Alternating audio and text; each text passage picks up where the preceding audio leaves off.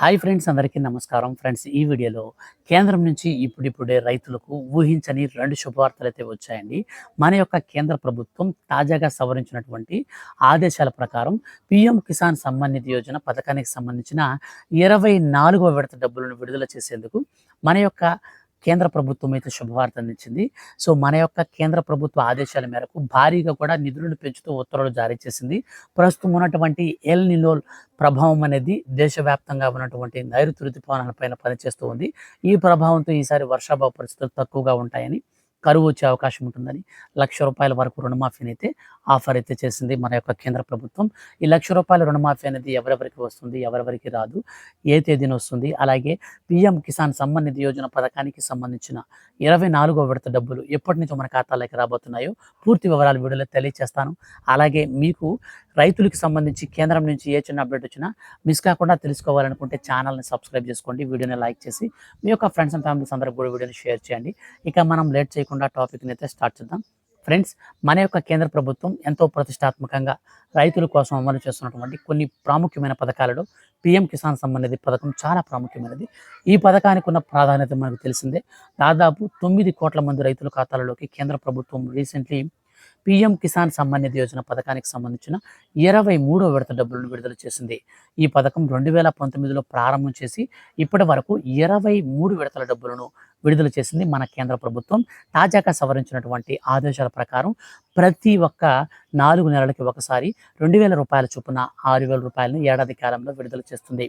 అయితే ఇక నుంచి 24వ విడత నుంచి మన యొక్క కేంద్ర ప్రభుత్వం ప్రతి 3 నెలలకి ఒకసారి లెక్కన ₹2,000 చొప్పున మొత్తంగా సంవత్సర కాలంలో 4 దఫాలుగా ₹8,000 అయితే విడుదల చేయబోతుంది. ఎందుకనంటే పీఎం కిసాన్ సమ్మాన్ నిధి పథకానికి సంబంధించిన డబ్బులను అయితే మన యొక్క కేంద్ర ప్రభుత్వం భారీగా అయితే పెంచింది. సో ఎంతకు పెంచిందంటే ₹8,000 అయితే పెంచింది అనమాట. దీనిపైన రేపు జరగబోయేటువంటి మనకు కేంద్ర క్యాబినెట్లో కూడా అయితే మనకు దీనికి సంబంధించి ఒక చర్చ కూడా జరగబోతుంది. సో అప్పుడు మనకు ఈ యొక్క పథకానికి సంబంధించిన డేట్ అయితే రివీల్ చేస్తారనమాట.